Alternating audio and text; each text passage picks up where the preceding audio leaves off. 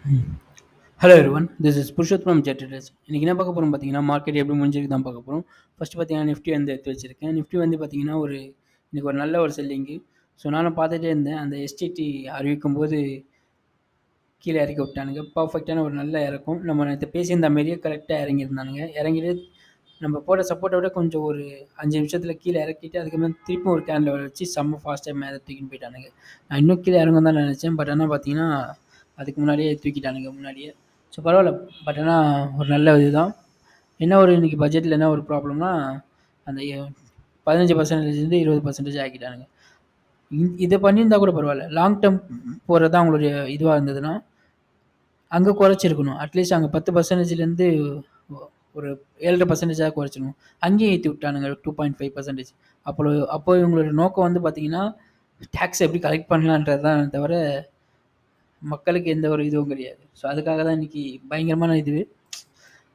அவங்க லாங் டேர்முக்காக யோசிக்கிறதா இருந்தால் அங்கே இந்த பக்கம் குறைச்சிருக்கணும். பட் ஆனால் குறைக்காமல் அங்கேயும் ஏற்றி வச்சுருக்காங்க. 2 பக்கமும் ஏற்றி வச்சு மக்கள்கிட்டேருந்து காசை வாங்குறானுங்க. பார்ப்போம் என்ன நடக்குது பார்க்கலாம். இவங்க அடுத்த வாட்டி இன்னொரு 2% ஏற்றுவானுங்க போல இருக்கு. அது என்ன நடக்குதுன்றதையும் பார்க்கலாம். ஸோ ஃபஸ்ட்டு வந்து நிஃப்டி பார்த்தீங்கன்னா ஒரு நல்ல ஒரு இறக்கத்துக்கு அப்புறம் பார்த்தீங்கன்னா ஒரு ஏற ஆரம்பிச்சிருக்கான். ஸோ இதுக்கு மேலே தாண்டாமல் நிஃப்டி வந்து இதுவாகாது, புல்லிஷ் கண்ட்ரோல் வராது. அதாவது 24,550 இருக்குல்ல, அதுக்கு மேலே போகணும். ஓப்பன் க்ளோஸ் வந்தால் தான் இது. அது இல்லாமல் பார்த்தீங்கன்னா இங்கே ரெசிஸ்டன்ஸ் இருக்குது. அதாவது இந்த ரெசிஸ்டன்ஸ் இருக்குல்ல, நம்ம 4 ஹவர்ஸில் போட்ட அந்த ரெசிஸ்டன்ஸ் இருக்குது. அது வந்து பார்த்தீங்கன்னா ட்ரெண்ட் லைன் ப்ரைஸ் என்கேஜ்மெண்ட் ஏரியாவும் நடக்கிறதுக்கு வாய்ப்பு இருக்குது. இங்கேருந்து பார்த்தீங்கன்னா ஒரு 211 பாயிண்ட் இருக்குது. பட் ஆனால் இதுவும் கேப் அப்லேயே முடிச்சிடுவானுங்க. இன்டர்டேலாம் இது மாதிரிலாம் கொண்டு போக மாட்டானுங்க. ஸோ பார்ப்போம் என்ன நடக்குது பார்க்கலாம். இங்கே பார்த்தீங்கன்னா 4 ஹவர்ஸில் பார்த்தீங்கன்னா கிளியராக தெரியும் இந்த ப்ரைஸ் என்கேஜ்மெண்ட் ஏரியா. அதாவது இந்த ட்ரெண்ட் லைன் ப்ரைஸ் என்கேஜ்மெண்ட் ஏரியான்னு சொல்லுவாங்க இது. இங்கே போயிட்டு கூட திருப்பி இங்கே டச் பண்ணிவிட்டு திருப்பி கீழே கொண்டு வந்துடுவாங்க. ஸோ அதுமாரியே நடக்க வாய்ப்பு இருக்குது. அப்படி இல்லையா இதுக்கு மேலே போயிட்டோன்னா அதுக்கப்புறம் திருப்பி இந்த சேனலுக்குள்ளே திருப்பி வந்துடும். பழையபடி இங்கே நடந்ததில்லை, ஒரு ஏறி ஏறி ஏறி மேலே போச்சுல்ல, அதேமாரி போகிறதுக்கும் வாய்ப்பு இருக்குது. இது 2 சைடும் கொஞ்சம் நோட் பண்ணிக்கோங்க. இது 24,200 ஸ்ட்ராங் சப்போர்ட்டாக இந்த திருப்பியும் ஆக்ட் ஆகும். அப்படியும் உடைச்சதுன்னா இந்த டே ட்ரெண்ட் லைன் இருக்குல்ல, 23,640ன்றது பர்ஃபெக்டாக ஆக்ட் ஆகும். ஸோ அப்படியும் இந்த உடைச்சா வரும். இந்த இது இருக்குல்ல, எலெக்ஷன் டே ரிசல்ட் இருக்குல்ல, அது நல்ல சப்போர்ட்டாக ஆக்ட் ஆகும். எப்படி பார்த்தாலும் இந்த இதுக்குள்ளே தான் இருக்கும். ஸோ நீங்கள் எப்படி பண்ணாலும் இது பண்ணிக்கலாம். ஸோ பார்த்துக்கோங்க. 5 மினிட்ஸில் பார்த்தீங்கன்னா முதல்ல டேயில் பார்த்துருவோம். பேங்க் நிஃப்டி பார்த்தீங்கன்னா இந்த ட்ரெண்ட் லைன் இருக்குல்ல, இந்த ட்ரெண்ட் லைன் உடச்சி திருப்பியும் பார்த்தீங்கன்னா அந்த 1 ஹவரில் பார்க்கும்போது கிளியராக தெரியும் பாருங்கள். இங்கே டச் பண்ணிட்டு வந்துருப்பான் பாருங்கள். அந்த ட்ரெண்ட் லைன் வந்து இங்கே ப்ரைஸ் என்கேஜ்மெண்ட் மாறும். ஸோ அது இது பண்ணிட்டு வந்திருக்கும். ஸோ 15 மினிட்ஸில் பார்த்தீங்கன்னா இன்னும் கிளியராக தெரியும். இங்கே பாருங்கள், இந்த இடம் பாருங்கள், இறக்குனானுங்க. இறக்கிட்டு அந்த கரெக்டாக கிட்ட போயிட்டு வந்திருக்கான். ஸோ இது ப்ரைஸ் என்கேஜ்மெண்ட் ஏரியாவோ trend line price engagement area இருக்கும். இதுக்கு மேலே போனால் தான் திருப்பியும் புல்லிஷ் ஆக மாறதுக்கு வாய்ப்பு இருக்குது. அதுக்குள்ளே பார்த்தீங்கன்னா இந்த ட்ரெண்ட் லைன் இருக்குல்ல, இது வந்து 1 ஹவரில் போட்டிருக்குது. இந்த 1 ஹவர் ட்ரெண்ட் லைன் பார்த்தீங்கன்னா பர்ஃபெக்டாக ஆக்ட் ஆகும். இந்த டே ட்ரெண்ட் லைன் பார்த்தீங்கன்னா ரெட் கலரில் இருக்கும்.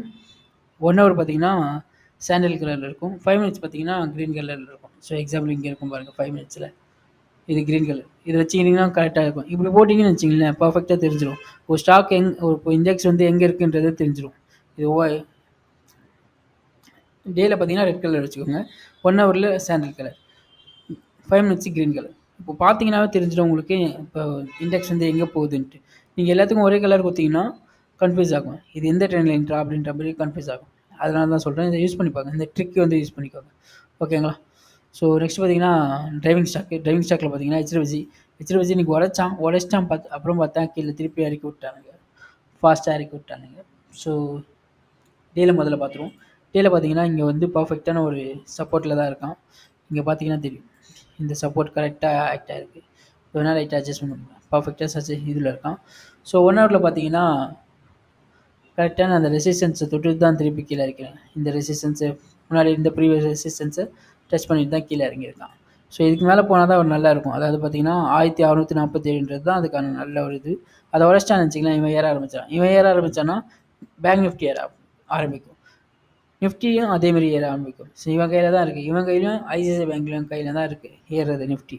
அப்புறம் டிசிஎஸ், இன்ஃபோசிஸ், இவங்க 4-5 ஸ்டாக்கு தான் நிஃப்டி வந்து ட்ரை பண்ணணும். ஏன்னா ரொம்ப மேக்ஸிமான வெயிட்டேஜ் வந்து இவனுங்க தான், ஓகேவா? ஸோ இது வந்து 5 மினிட்ஸில் பார்த்துருவோம். 5 மினிட்ஸில் பார்த்தீங்கன்னா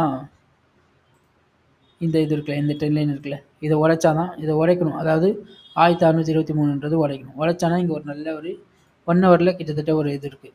இங்கேருந்து பார்த்தீங்கன்னா ஒரு 24 1.4% கிட்டே இருக்குது. ஸோ ஏறினாலாம் அழகாக இப்படி பிடிச்சிக்கலாம். ஓகேங்களா?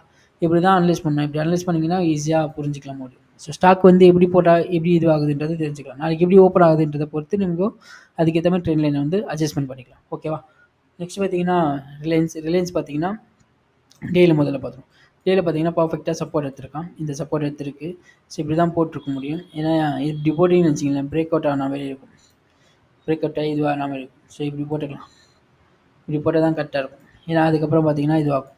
ஸோ 1 ஹவரில் போயிடுவோம். 1 ஹவரில் போயிட்டிங்கன்னா இதில் அந்தளவுக்கு ஒரு இதுவே இல்லை. ஸோ அதனால தான் போடவே இல்லை எதுவுமே. நெக்ஸ்ட் பார்த்தீங்கன்னா 5 மினிட்ஸ் போயிடும். 5 மினிட்ஸ் பார்த்தீங்கன்னா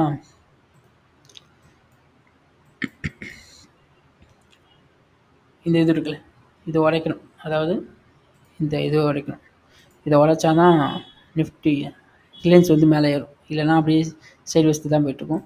ஐசிஐசிஐ பேங்க் பார்த்தீங்கன்னா டேயில் பார்க்கலாம். டேயில் பார்த்தீங்கன்னா தெரியும், அவனும் அதேமாரி தான். ஸோ அந்தளவுக்கு இல்லை. இது சப்போர்ட்டாக இருக்கும்.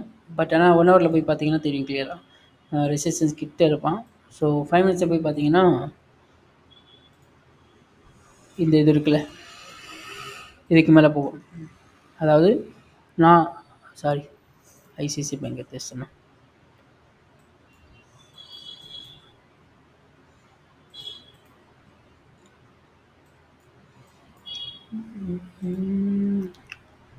ஓகே.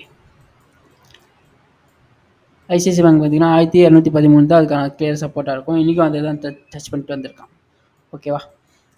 நெக்ஸ்ட்டு பார்த்தீங்கன்னா டிசிஎஸ் பார்த்தீங்கன்னா டேயில் முதல்ல பார்த்துருவோம். டேயில் பார்த்தீங்கன்னா இங்கேருந்து ஒரு நல்ல ஒரு சப்போர்ட் இருக்கான். இங்கே இருக்குது. அதாவது 4037ன்றது நல்ல ஒரு டேயில் சப்போர்ட்டாக இருக்கும். ஸோ 1 ஹவரில் பார்த்தீங்கன்னா ட்ரெண்ட் லைன் அந்த ரெசிஸ்டன்ஸ் கிட்ட இருக்கான். ஸோ 5 மினிட்ஸில் போய் பார்க்கும்போது